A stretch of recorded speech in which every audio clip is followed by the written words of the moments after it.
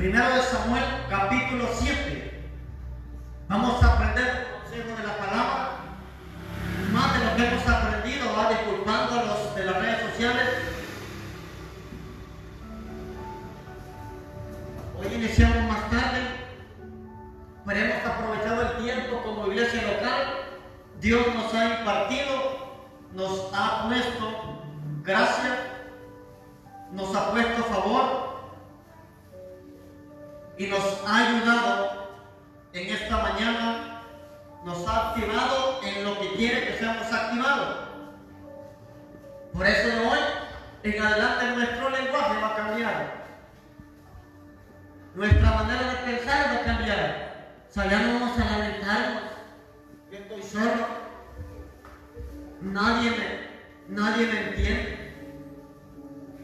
Si supieran cómo estoy, pero no anda pensando si supiera cómo está el otro. Hay que botar la mentalidad de víctima.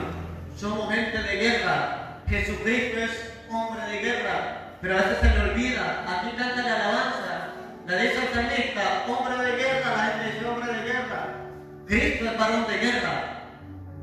Y si usted es hijo de Dios, es hijo de guerra.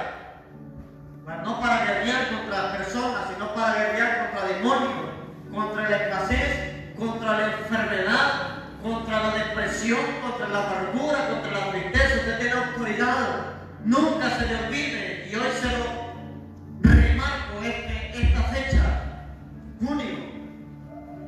Usted tiene autoridad. Nunca se encierra en depresión, es decir, tengo que llamar al líder, tengo que llamar al mentor. Reprenda usted toda esa autoridad ahí en su casa, eche fuera todo demonio. Por un camino viene, sáquelo por siempre, que se vaya en el nombre de Jesús. Usted es débil sin Cristo, pero en Cristo tiene fuerza espiritual. Mentalidad de guerrero. Voy a hablar bajo el título La casa de Abinadab y la casa de Obed-Edom.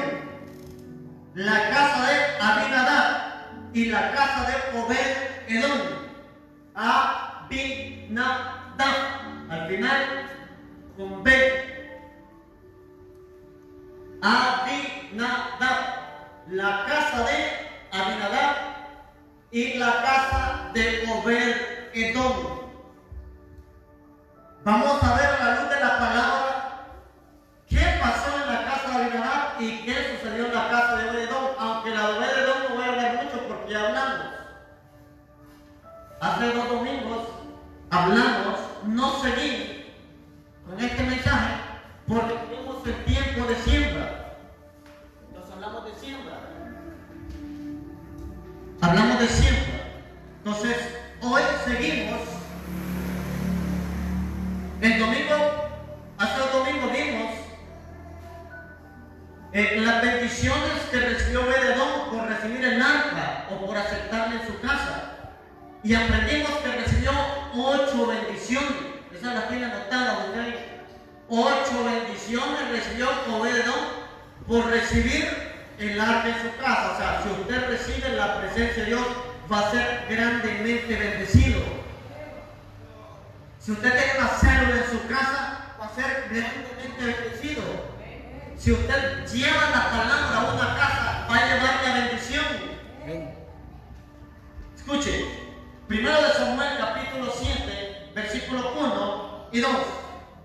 Dice: estuvo el arca de Jehová en la tierra de los filisteos. 7. Vinieron los de Kiriat Jearim y llevaron el arca de Jehová y la pusieron en casa de qué. Ahí está el nombre, miren por si lo escribió mal. Repito. Primero de Samuel 7, 1 y 2. Y vinieron los de Kiriat Jearim y llevaron el arca de Jehová y la pusieron en casa de Abinadab, situada en el collado, y santificaron a Eleazar, su hijo, para que guardase el arca de Jehová. O sea, Eleazar lo santificaron, o sea, era sacerdote.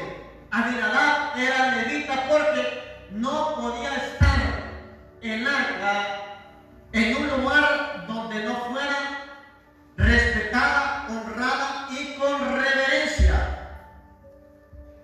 Dice el 2, desde el día que llegó el arca a Kiriat Jearim pasaron muchos días, 20 años, y toda la casa de Israel lamentaba en pos de Jehová. ¿Cuánto tiempo estuvo el arca?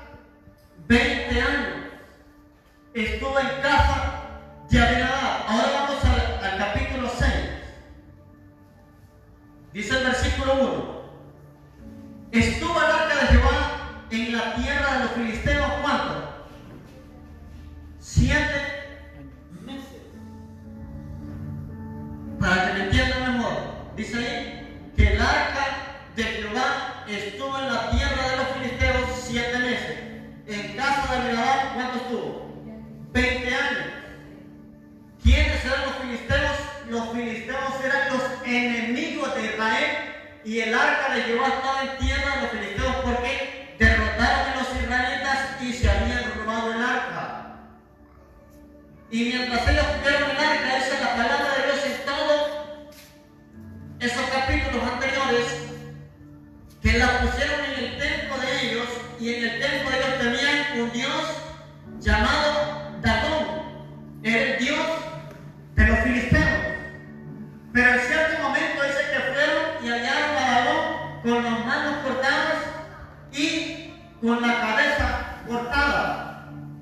Y después vieron que Dagón estaba postrado frente al arca de Jehová.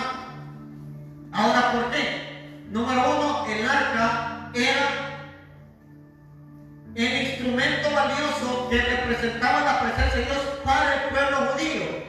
El pueblo, por rebelde, por darle la espalda a Dios, por su vida pecaminosa, perdió una batalla y le robaron el arca.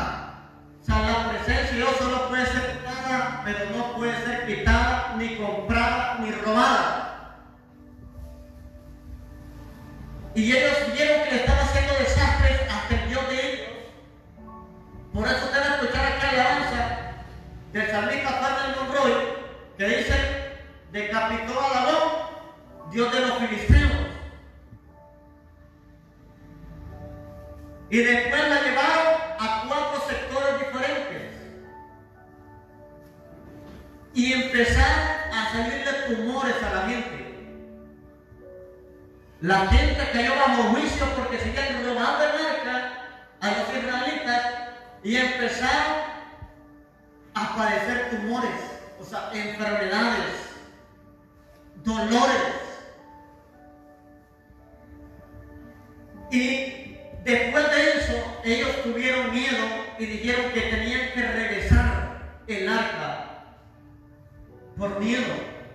Y de ahí preguntaron a los adivinos, de ahí preguntaron a los sacerdotes de Dagón qué debían hacer. Y los adivinos y los sacerdotes le dijeron que consiguieran 2 vacas, que hicieran un carro nuevo y que mandaran el arca. Pero dijeron que hicieran 5 tumores de oro y también 5 ratones de oro por expiación, para que el Dios de los israelitas tuviera piedad de ellos, y mientras el arca era devuelta por esa ofrenda de expiación, ellos fueron sanados. El arca fue llevada en carreta de bueyes, llegó hasta un lugar, y cuando vieron los israelitas que el arca llega, ellos se gozaron, y lo primero que hicieron fue que soltaron las vacas, y el carro lo hicieron leña y sacrificaron las vacas que mandaron los filisteos y hicieron el sacrificio. De ahí lo mandaron a este lugar, a Kiriat Jearim de Ben-Semes. La mandaron a Kiriat Jearim. Ahora, ¿por qué?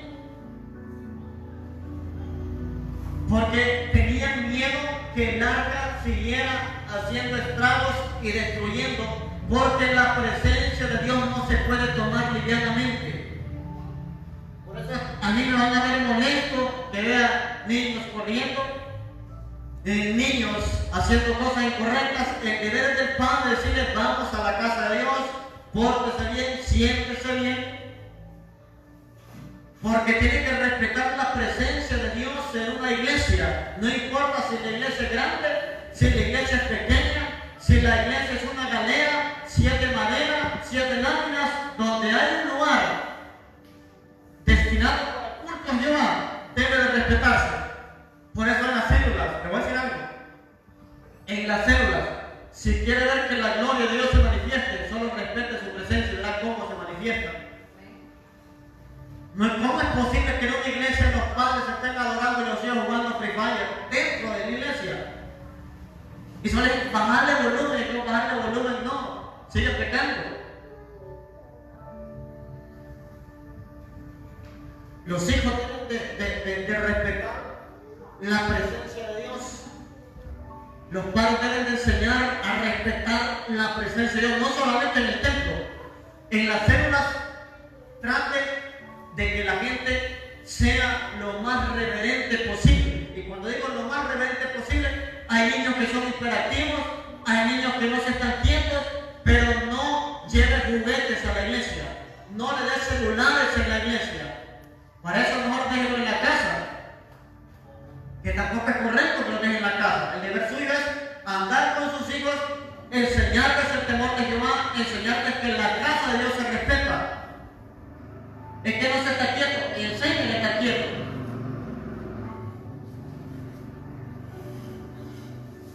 Y verá que Dios se va a empezar a mover cuando comience a honrar la presencia de Dios en los hogares. Verá cómo Dios empieza a activar lenguas, se va a activar la profecía, se va a activar la sanidad, se va a activar los milagros, se va a activar la liberación. Porque nadie quiere estar donde no es bienvenido, nadie quiere estar donde no le esperan y nadie quiere estar donde no le hacen caso. O sea, yo sé que usted se da a un lugar y no le hacen caso, yo sé que no vuelve. Entonces, ¿cómo queremos que Dios se manifieste si lo estamos ignorando, si lo tenemos en poco, si no lo respetamos, si no lo valoramos, si no enseñamos a nuestro hijo o nuestra hija puede respetar al presidente, puede respetar a los mayores de edad, tiene que respetar a los ancianos, tiene que respetar a las demás personas, pero jamás le enseñamos a respetar a Dios, ya que Dios no lo vemos? Entonces, se les hace más difícil enseñarle, pero hay que enseñarle a los hijos a respetar la presencia de Dios.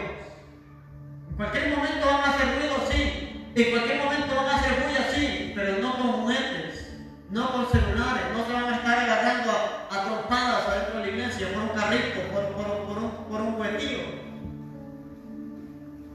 ¿Por qué enseño de esta manera? Porque hay muchas iglesias donde no hay aulas para niños y a veces los niños tienen que estar ahí toda la reunión. No hay un espacio por aparte.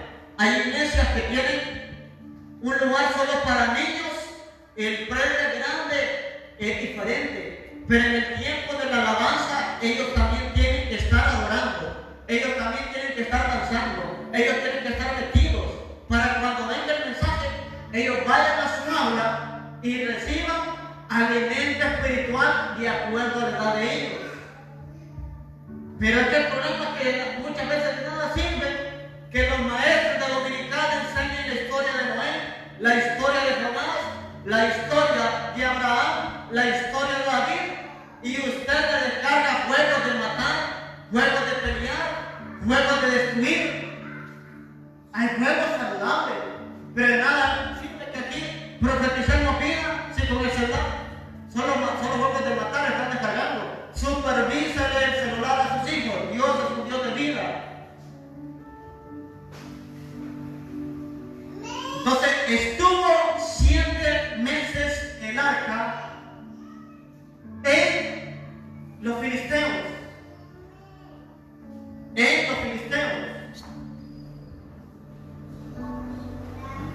Estuvo 20 años el arca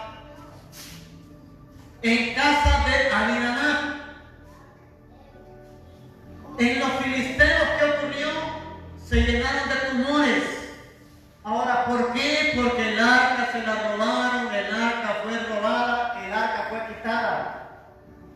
el arca fue quitada. El arca fue robada. En casa de Abinadab dejaron a un hombre llamado Elíasar. Ese era el encargado de cuidar el arca. Ahora vamos a segundo de Samuel. Segundo de Samuel.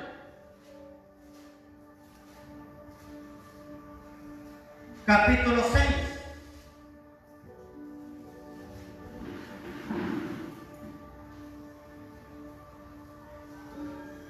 No hay nada más bonito que la presencia de Dios. A mí me gusta cuando la gente profetiza, sin importar quién sea. Yo hago el mayor silencio, porque he aprendido a respetar a Dios sin importar a quién use. Dios está profetizando y yo lo voy a platicar. Hay gente que no tiene ni reverencia, que cuando están profetizando se ponen a hablar, sacan el celular. Bueno, aquí no, será porque lo regañan. Pero me ha tocado ir a lugares donde no tienen reverencia a la voz de Dios, a la palabra predicada.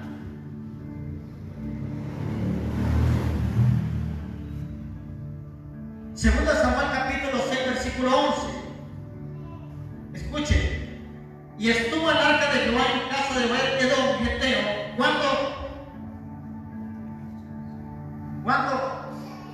Ana Biblia.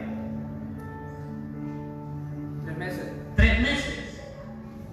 Pero dice, y bendijo Jehová a Obed-edom y a toda su casa. Escuche muy bien los 3 lugares donde estuvo el arca de pactos, que no era el templo, ni el tabernáculo de reunión de Moisés. Primero, se la llevaron robada a los filisteos y estuvo 7 meses. En esos 7 meses les produjo derrota al Dios de ellos, produjo enfermedades y tumores en los cuerpos. Luego es trasladada y la dejan en el lugar de Abinadab, en la casa de él. Al hijo de Abinadab llamado Elíasar lo dejan como sacerdote principal para que la cuide. Ahora, ¿cuánto dice que estuvo? 20 años. Pero ahí usted no va a leer que Jehová bendijo a Abinadab y a su casa en 20 años. Y por eso le digo, cuide la presencia de Dios. Cuide la presencia de Dios. Porque una célula puede estar en un lugar por 50 años y no va a haber ni un milagro, ni una liberación, ni provisión financiera. No va a haber sanidad en los enfermos, porque muchas veces actuamos religiosamente, vamos al culto, vamos a la célula, vamos a predicar, pero no hay una expectativa de hablar en lengua, no hay una expectativa de que Dios nos hable, no hay una expectativa de que Dios sane. O toman livianamente eso y eso se pierde, la atmósfera se pierde. Cuando la atmósfera descienda qué tipo de atmósfera es y recíbala y métase. Si otro no quiere, no deje que otro lo interrumpa. Métase usted. O sea, si otro no quiere, métase, que arrebate usted. Es como cuando va a un cumpleaños y llega alguien ahí mal del estómago y le dice a la que está repartiendo comida que no, tráemelo para mí, doble porción. Entonces lo mismo en lo espiritual, va a arrebatar el más listo, el más saltar, el que no se empacha de la presencia de Dios. Hay gente que ya no se empacha de la presencia de Dios. Entonces, en 20 años no fue bendecido, en 20 años no recibió nada y Obed-edom en tan solo 3 meses fue altamente bendecido. O sea, alguien que ame a Dios va a ser bendecido en menos tiempo. Eso quiere decir que la presencia de Dios acelera las cosas. Lo que Abinadab no logró en 20 años, Obed-edom con la presencia de Dios y con la reverencia lo logró en 3 meses. Escuche. Entonces, si usted ama la presencia de Dios, valora la presencia de Dios, respeta la presencia de Dios, tenga por seguro que las bendiciones se le van a acelerar. Lo que le costaba años le va a venir en meses. Lo que le costaba meses va a venir en días, y lo que estaba para días va a venir en horas. Yo recibo, usted no quiere nada, está muerto.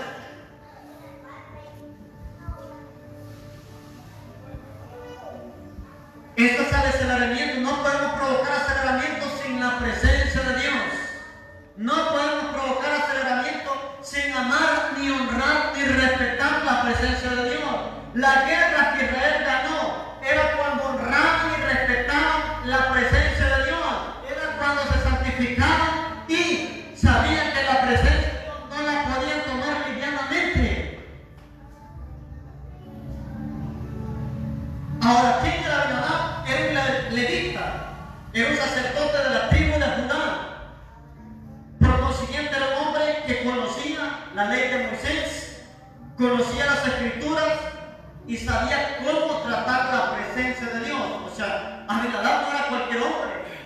Él sabía toda la ley, sabía cómo tratar el arca de pactos o la presencia de Dios. Ahora, por eso fue que a él se la confiaron. Pero ¿sabe cuál fue el problema de Abinadab? Él fue sacerdote, el que cuidó el arca, responsable fue un hijo de él llamado Eleazar. Pero Abinadab se conoce como el padre irresponsable, negligente, que jamás enseñó bien a sus hijos de cómo cuidar y respetar la presencia de Dios. Y le voy a decir algo. Usted como padre, si no enseña a sus hijos, eso le va a traer estancamiento. Eso le va a arrebatar la bendición. Lo malo que sus hijos hagan, le va a estancar la bendición a su casa. Le va a estancar la bendición a su hogar. Por eso debe de enseñarles desde pequeños, para que las bendiciones no se estanquen. Este hombre Abinadab no enseñó a sus hijos correctamente cómo amar, cómo respetar, cómo valorar la presencia de Dios. Para ese tiempo era difícil que el arca de pactos estuviera en una casa. El arca de pactos solo tenía que estar en el tabernáculo o en el templo, y aparte nadie la podía ver porque estaba tapada con una cortina, y los únicos que la podían jalar eran los sacerdotes levitas en sus espaldas, de ahí nadie. Entonces, para Abinadab era un privilegio. Que si alguien está diciendo yo no quiero grupo, no sé quién este grupo para acá, vaya, hay que llamar a un obededor, que lo que la gente no recibió por años, en 3 meses se va a desatar una gran bendición, donde aman la presencia de Dios. Amén. Donde aman la gloria de Dios. Cuide la célula, cuide esta casa, cuide la iglesia, porque podemos ser Abinadab también, o Obededón. O sea, ¿quién representa a Abinadab y Obededón?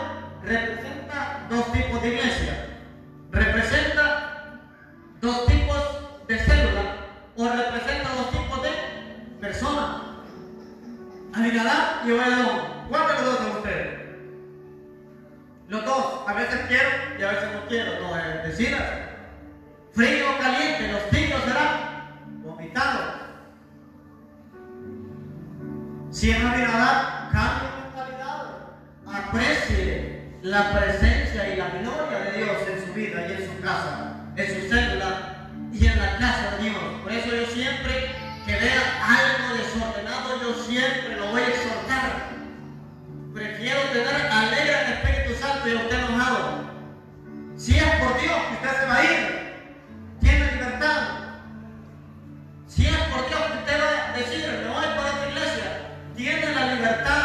Pero yo jamás le voy a faltar respeto al que dio la vida por mí.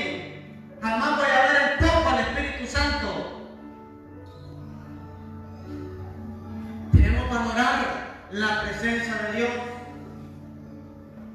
Debemos conectarnos en el Espíritu.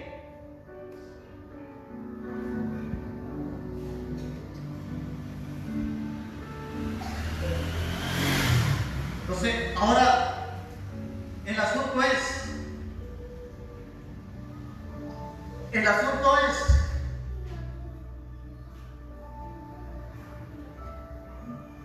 si Abinadab no podía con sus propios hijos, ¿cómo iba a poder con todo el pueblo de Israel? Si usted no aguanta a sus hijos y quiere ser pastor o pastora, ¿cómo aguanta 50, 60, 70, 80, 90, 100 mil, 10 mil? Porque no solamente vamos, y nosotros estamos hablando de gente adulta. Si usted solamente tiene 3 hijos, y ahí va a tener que orar por los hijos de las ovejas suyas. Tiene que tener mentalidad de decirle, vamos a hacer un aula para sus hijos para que los eduquen. O sea, la preocupación no solamente será para su casa, sino para los hijos.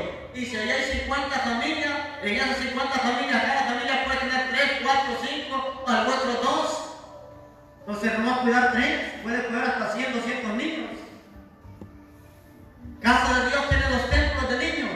En uno van 1000 y en el otro van 1000. Son niños. Y tiene sus aulas. La educación es para los niños. La palabra es para los niños. La palabra es para toda edad.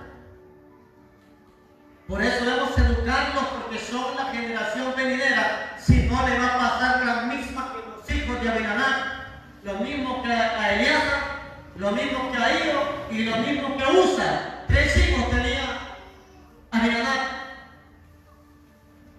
¿Y sabe cuál fue la desgracia de Abinadab? Que un hijo de él murió. Escuche, cuando se toma livianamente la presencia de Dios, a los filisteos,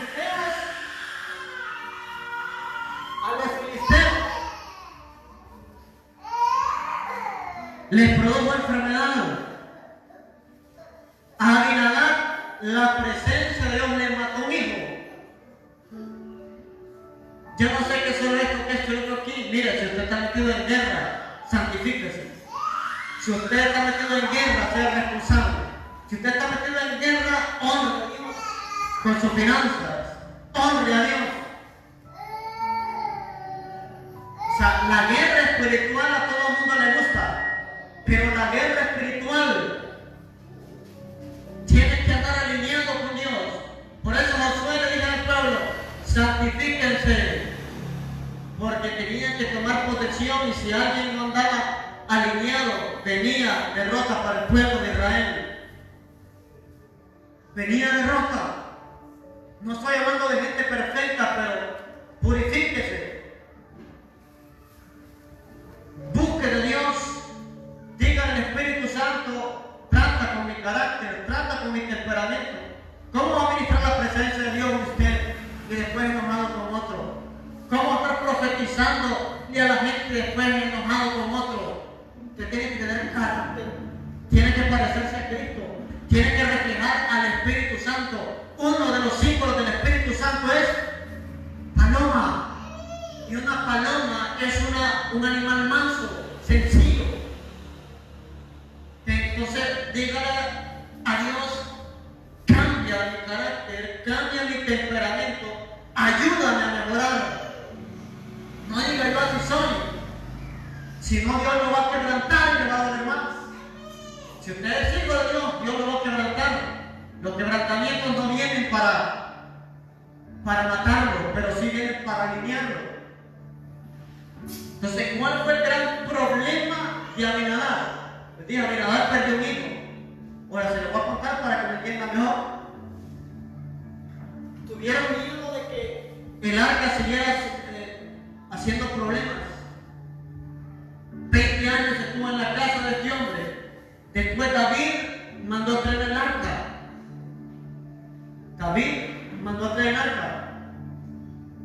Porque supo que había sido recuperada. Entonces dice que la mandaron en carretas de bueyes. Los filisteos está bien que la hayan mandado en carreta de bueyes, porque ellos no sabían el diseño. Los israelitas sí sabían el diseño, que el arca de pacto solamente los sacerdotes la podían llevar en sus espaldas. No podían en carreta de bueyes ni en ninguna otra manera.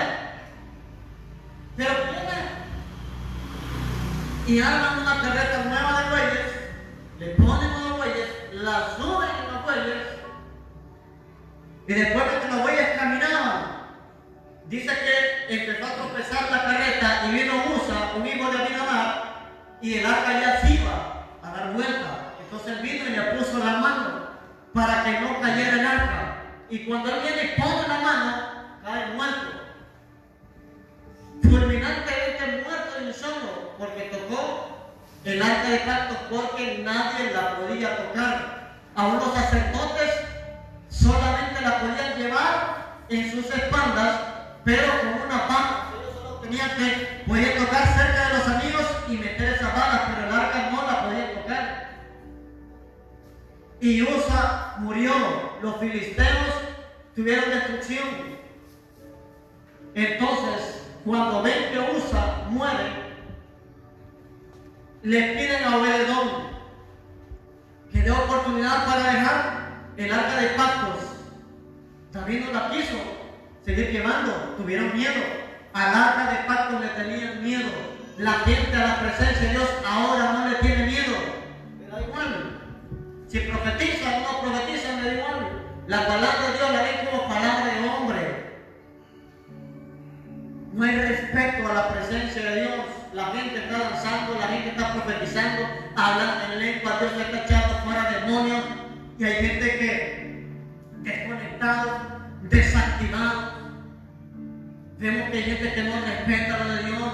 Y la gente ve que ¿qué puedo hacer? Oren, adoren, digan Espíritu Santo, ministrame, porque si está con los ojos pelados, ¿qué va a recibir ministración de Dios? No va a recibir ministración. Adore, ore, conéctese, llénese de la presencia del Espíritu Santo. No se mantenga desconectado. Entonces, ¿cuál fue el punto principal? Obed-edom la tuvo ¿cuánto tiempo? 3 meses. David se dio cuenta que Obed-edom empezó a ser prosperado y ahí rápido mandó que la fueran a traer. Por lo menos el rey tenía discernimiento. Primero no la llevó porque le dio miedo, porque estaba matando mucha gente. Pero cuando miró que a Obed si lo bendecía, la mandó a traer. Ahora, ¿por qué? Porque Obed-edom respetó el arca en su casa, las oraciones no fallaron en su casa, la adoración no fallaba en su casa y enseñó a sus hijos a que respetaran esa arca mientras estuviera con ellos. Y me imagino yo que Obed-edom le había dicho: ahorita Jehová nos ha permitido tener el arca en nuestra casa, apreciamos y valoremos mientras el arca esté, porque en cualquier momento el rey se la puede llevar. Entonces hay que disfrutar la presencia de Dios. Pero ahora, ¿cuál fue el problema de Abinadab? El problema de Abinadab fue la familiaridad con el arca. La familiaridad con el arca. La familiaridad ha sido un gran enemigo de la presencia de Dios. ¿Qué es familiarizarse? Es tomar las cosas en común, es no darle valor. A veces no valoramos las cosas de Dios, a veces ni los hombres de Dios valoramos. ¿Saben cuando se pierde el valor de alguien? Cuando se familiariza. Familiaridad es acostumbrarse a esa persona. A Jesús le pasó. ¿Qué dijeron de Jesús cuando se familiarizaron? No es el carpintero, hijo de José y María. Y no están aquí con nosotros también sus hermanos. Una vez le dijo un hombre de Dios a una persona que viniera aquí para que yo orara por ella. Era una mujer, una señora. Dice que le dijo: yo quiero que usted ore por mí.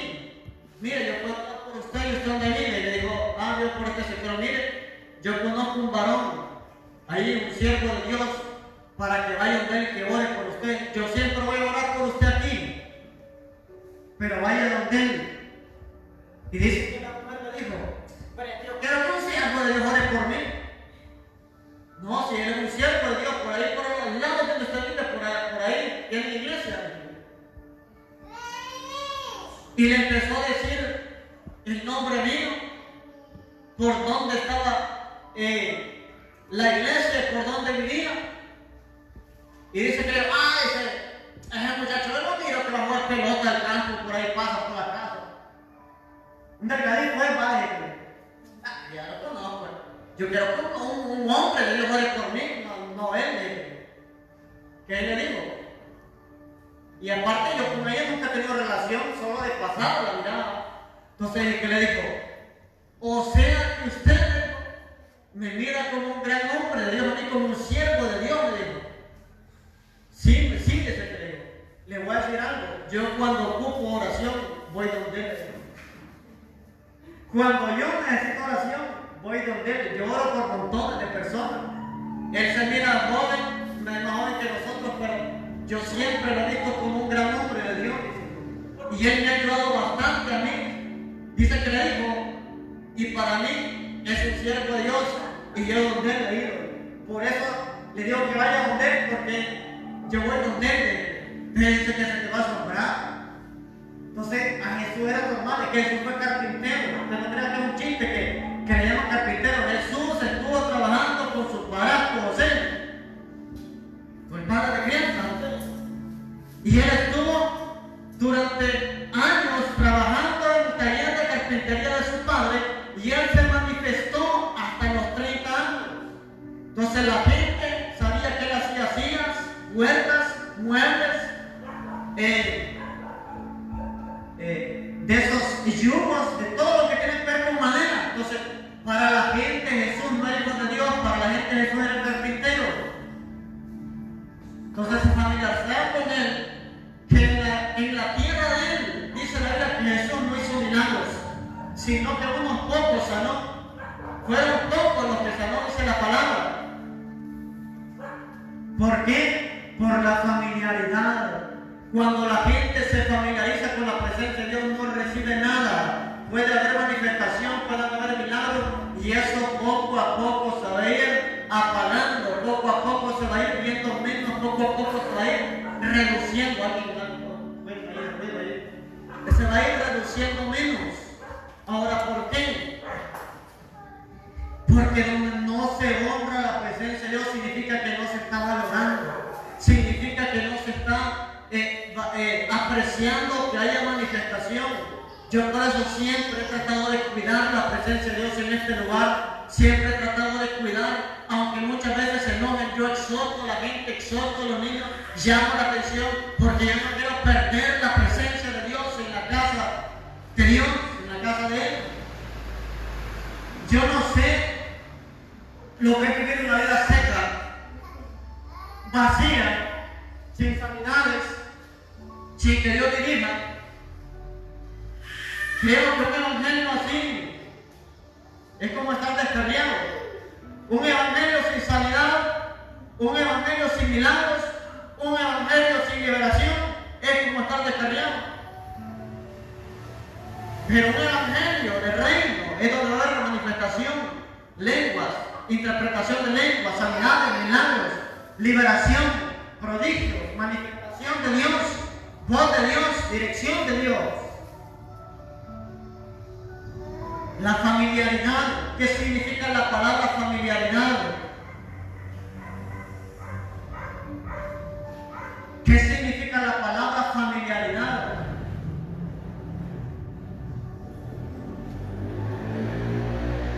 Ahora, este concepto viene de familia. Este concepto viene de familia. La familiaridad viene de familia. Ser familia, tener familia no es malo. Pero la familiaridad sí es mala y es dañina. Ahora, ¿por qué la palabra familiaridad? Ahora, en el sentido que vemos algo muy continuamente, y debido a esta condición se nos hace común todos los detalles. Familiaridad es acostumbrarse a algo. Escuchen, familiaridad es acostumbrarse a algo, al punto que ya no perciba su importancia o sus características. Básicamente es estar acostumbrado a algo. Van a predicar, van a hablar unas 2 o 3 lenguas, van a decir, así dice el Señor, y ya me tiene aburrido. Hay gente que así ya es descarada, que no respeta respeta. A mí me encanta cuando están profetizando.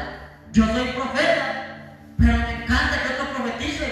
Me gusta que otro empiece a soltar palabras, porque yo sé que no es la persona, es Dios que está hablando. Es Dios que está dirigiendo.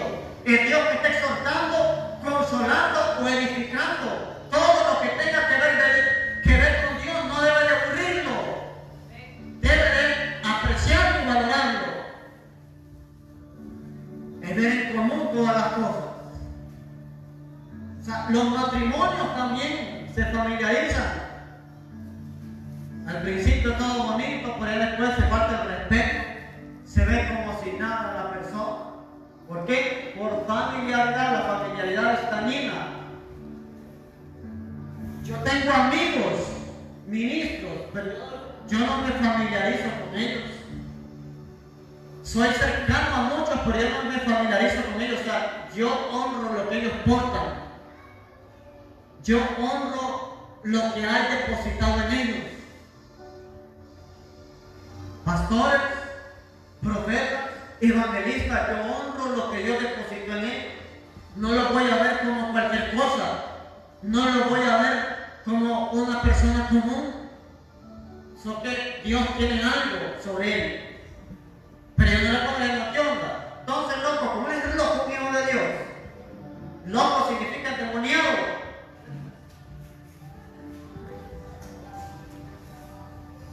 Dios le bendiga.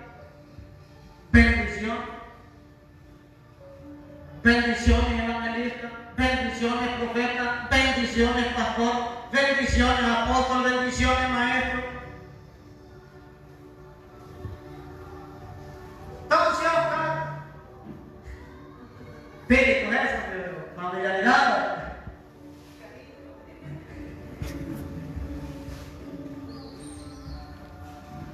Por eso yo recibo bastante de los hombres de Dios.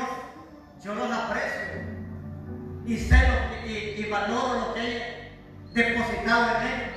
Y así es como yo he recibido mucho de muchos hombres de Dios, locales e internacionales he recibido. Entonces no se acostumbre a lo que portan. Eliseo jamás se familiarizó con Elías. Siempre lo vio como el profeta Elías. Siempre lo vio como el maestro de él. Siempre lo vio como el que iba a impartir sobre él. Aparte que el carácter de Elías no era un carácter fácil, era duro, era pesado.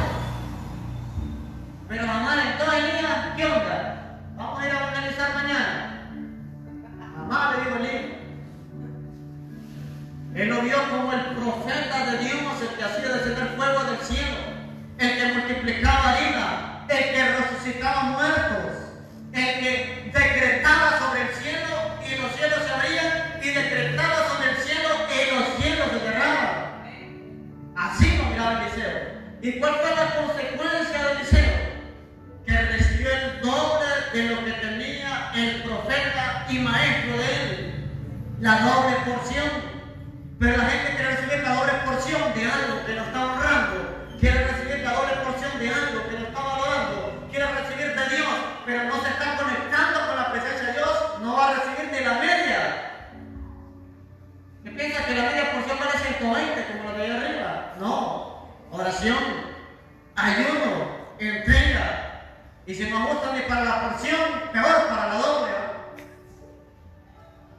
La doble valdría ¿cuánto? 440.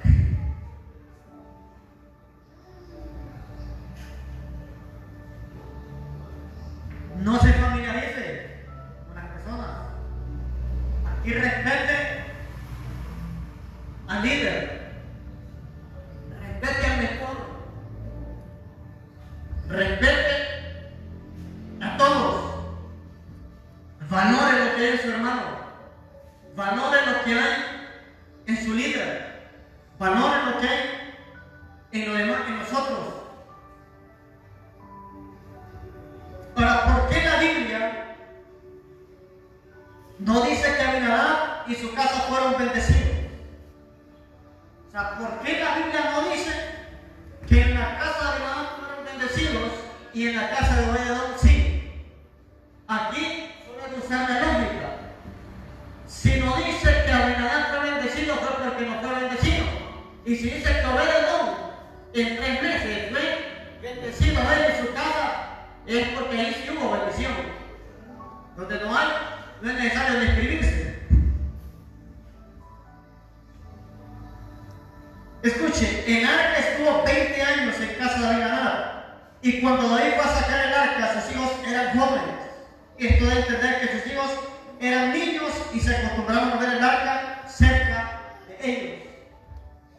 Los que transportaban el arca ya eran jóvenes. Y el arca, ¿cuánto estuvo? 20 años. Entonces, si ustedes siguen de la palabra, cuando el arca llegó a la casa de este varón, los jóvenes que trasladaban el arca eran niños. Y de niños Abinadab no les supo enseñar el respeto y el valor a la presencia de Dios. Por eso siempre digo, padres, enseñen a sus hijos el respeto, el valor a la presencia de Dios, para que no les vaya a pasar la tegusa, que mueran. Y cuando digo mueran, no le estoy diciendo físicamente. Pueden morir espiritualmente. Usted puede haber sido muy ungido, pero si a sus hijos no les enseñó, no les formó, después van a andar muertos espiritualmente. Y usted como sacerdote de Dios, como ministro de Dios, y sus hijos muertos espiritualmente. Entonces empieza a enseñarles.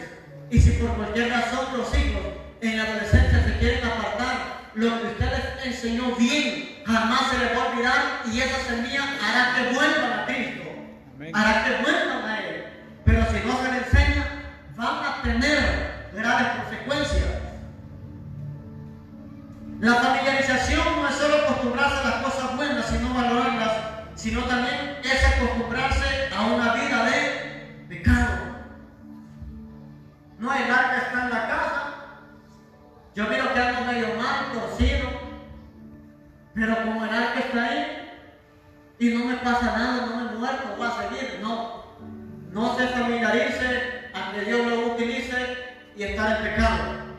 Los dones son irrevocables, pero Dios le va a pedir cuenta, porque Dios lo que quiere es una gente santa y que busque a Dios y que ame la presencia de Dios. No puede estar haciendo desastre y ministrando la presencia de Dios. Es que muchos creen que el pecado solo es acostarse con una mujer, y creen que el pecado solo es acostarse con hombres. No, el chisme es pecado, la crítica es pecado, rebelarse contra la autoridad es pecado, mentir es pecado, el odio es pecado, el resentimiento es pecado, la amargura es pecado. ¿De cuántas cosas no hay que limpiarse? Y la gente sube al altar como si nada. Está resentido con medio mundo, desea que otro se muera, ora para que otro le caiga desgracia. ¿Cómo va a tener bendición para su vida y deseándole desgracia a otro? Mas no sabe que lo que usted desea se le devuelve a usted multiplicado. Por eso digo a aquel salmista, que Dios te multiplique lo que me desea. Voy a cantar, cristiano. Ahí dijo el hermano Ariane, ¿oíste, hermano? Ahí dijo, ¿cuál es una canción? Que Dios te multiplique lo que me desea. Porque la gente, Señor, abre la puerta, Señor, bendíceme. Pero si tiene resentimiento contra el Señor, que le vaya mal, Señor, ciérrale las puertas, Señor, os va a meter un chisme para que lo quiten, para que lo bajen, para que lo saquen del trabajo. Si somos canal de bendición, vamos a ser canal de bendición en todos lados.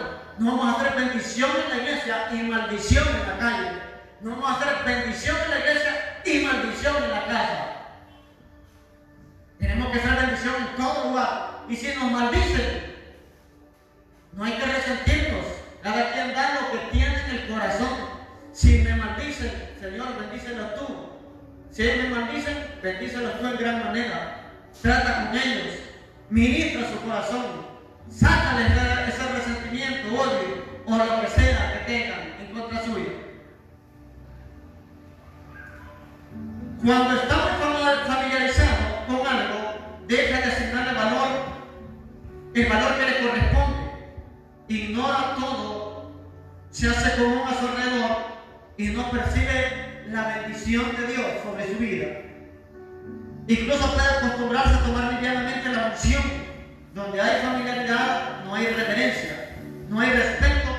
Esto ocurre incluso hasta en la familia. Hasta en la familia. Yo veo ministros que no se respetan. Le dicen vos a la mujer o vos al marido.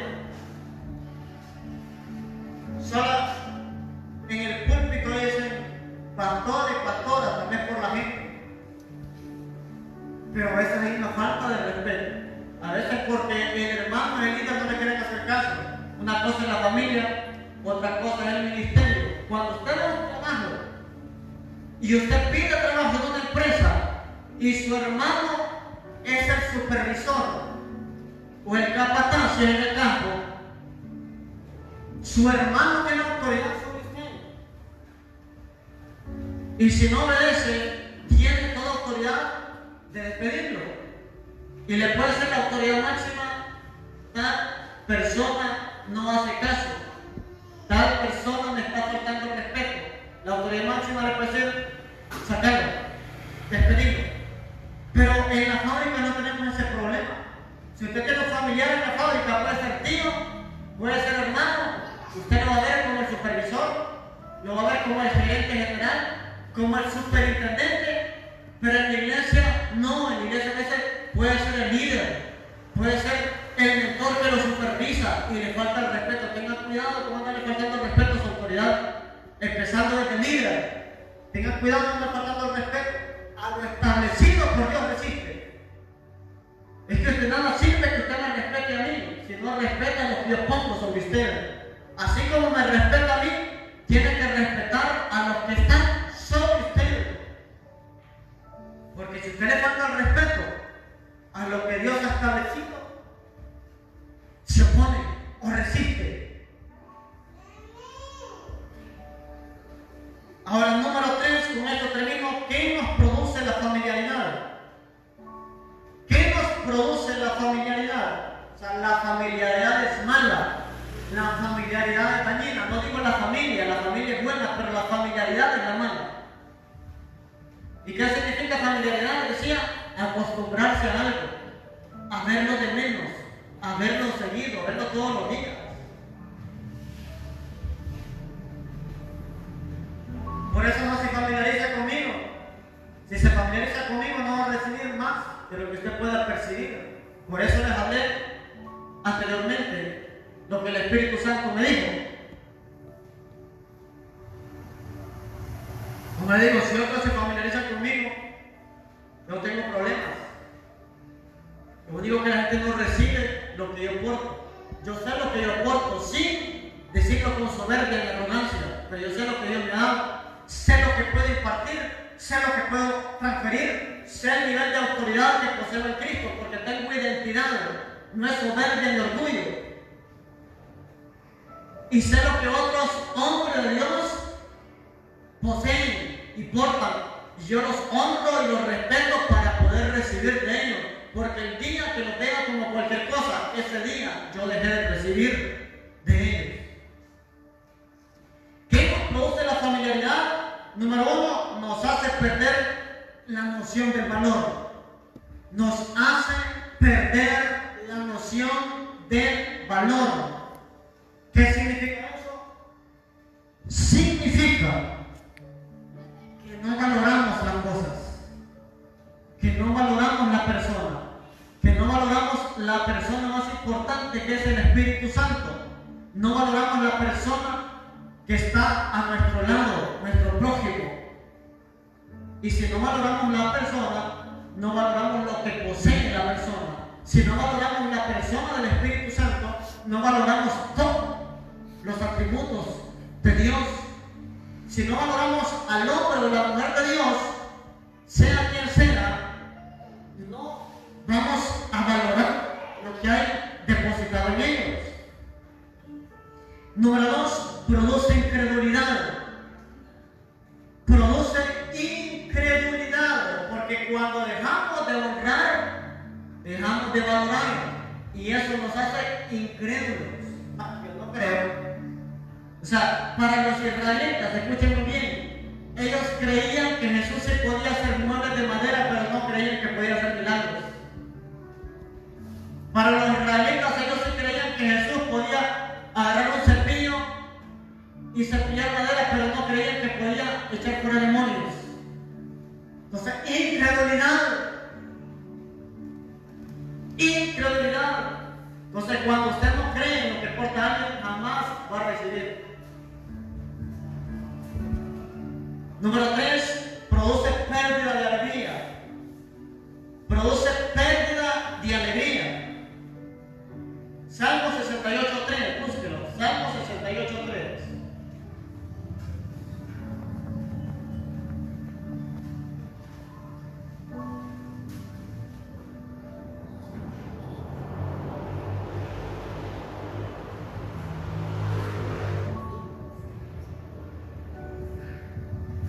La alegría va ligada al gozo. Son dos cosas diferentes, pero va al gozo. El que camina en gozo, camina en alegría. Pero no todo el que camina en alegría, camina en gozo. Porque el gozo es fruto del Espíritu. La alegría es externa.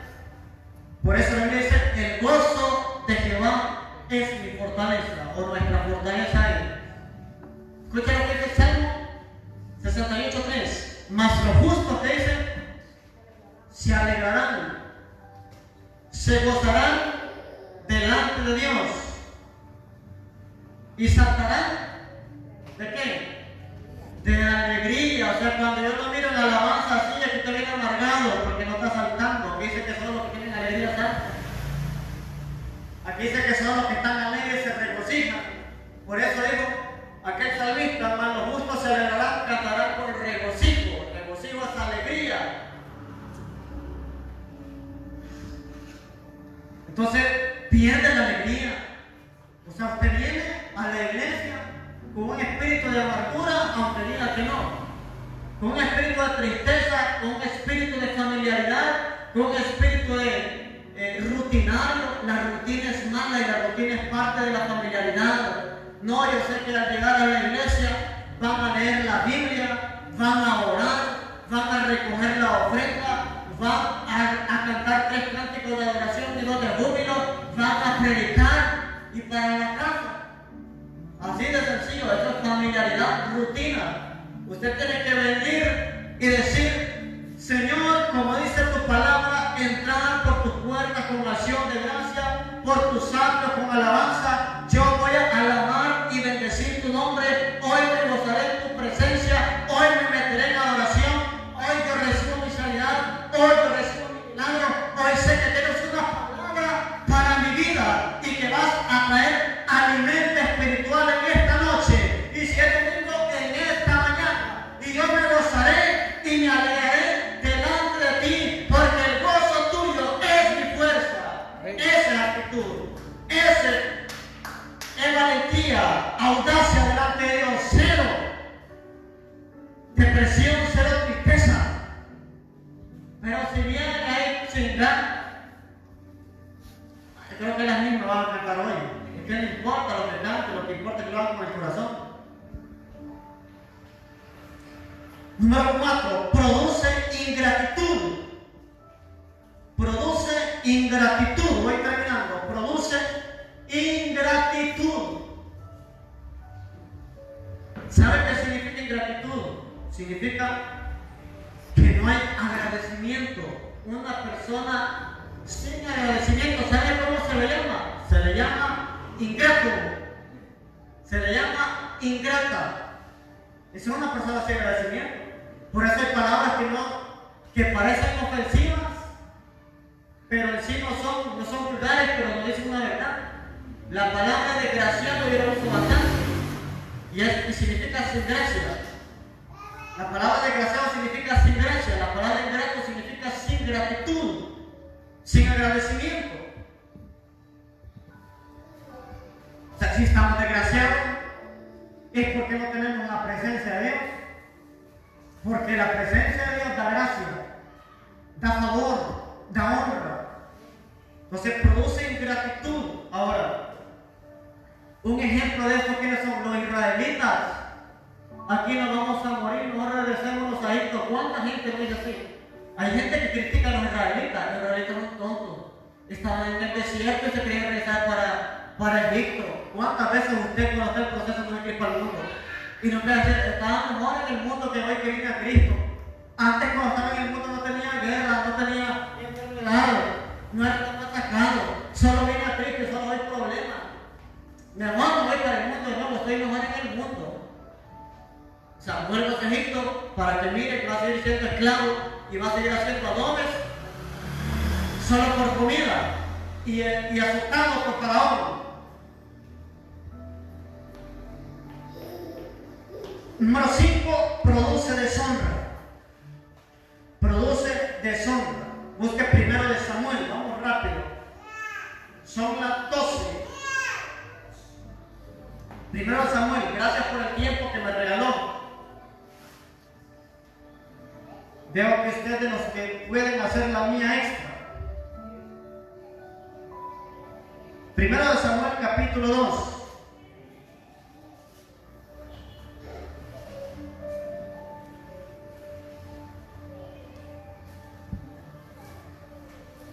Creo que hemos hablado claro y específico, de manera bíblica, que es lo más importante y lo correcto. Entonces, número 5, produce deshonra. La familiaridad produce deshonra cuando usted no honra a alguien o a Dios. La falta de honra significa deshonra. Y escucha lo que dice 1 Samuel capítulo 2, versículo 30. ¿Lo tiene? Dice, por tanto, Jehová el Dios de Israel dice, esa es palabra de Dios a través del profeta. Por tanto, Jehová el Dios de Israel dice, yo había dicho que tu casa y la casa de tu padre andarían delante de mí perpetuamente. Mas ahora ha dicho Jehová, escuche, nunca yo tal haga. Pero escucha esta palabra, porque yo honraré a los que me honran, y a los que me desprecian serán tenidos en poco. Y apréndaselo, para que no esté diciendo, la Biblia dice Dios honra a los que le honran. Lea a ver si dice ahí. Para que no diga, dice la Biblia, mi pueblo pereció porque le faltó conocimiento. Busca Oseas 4:6, la Biblia de la 1960, a ver si es así. Dice, mi pueblo fue destruido porque le faltó conocimiento. No dice, pereció. No sé si otra versión lo dice, pero el problema es que alguien dice, algo se lo graba porque no lee la Biblia y así lo repite. O sea, si alguien se le hubiera antojado hace años decir, Jehová es mi pastor y todo me sobrará, creo que ya a alguien se le ocurre, la Biblia dice, Jehová es mi pastor y todo me sobrará, pero pues no porque lo leyó, sino porque lo escuchó. Entonces me repito el versículo, la última parte, yo honraré a los que me honran, y los que me desprecian serán tenidos en poco. Entonces, Él siempre honrará a los que lo tienen en estima, a los que valoran su presencia. Obed-edom lo honró y fue honrado por Dios. Abinadab lo despreció y fue tenido en poco, que hasta perdió un hijo. Hasta se le murió un hijo. Y el último, produce estancamiento. Produce estancamiento. Cuando la presencia de Dios está, ¿qué sucede? Aceleramiento. Cuando la presencia de Dios no está, ¿qué sucede? Estancamiento. Lo opuesto del aceleramiento es el estancamiento. Porque cuando ya usted se no acelera, se detiene, frena.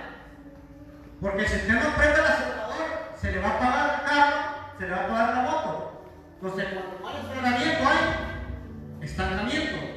Entonces, acelere el paso, camine de la mano de Dios, no se detenga a menos de que Dios le diga, es tiempo de descansar, es tiempo de tomar un descanso.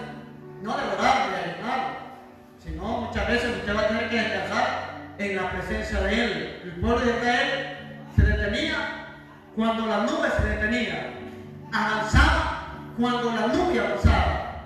Entonces hay tiempo para todo, pero que seamos como Obed-Edom, que las cosas se aceleran. El estancamiento que tuvo Abiram por 20 años, Obed-Edom lo recibió en 3 meses. Póngase de pie.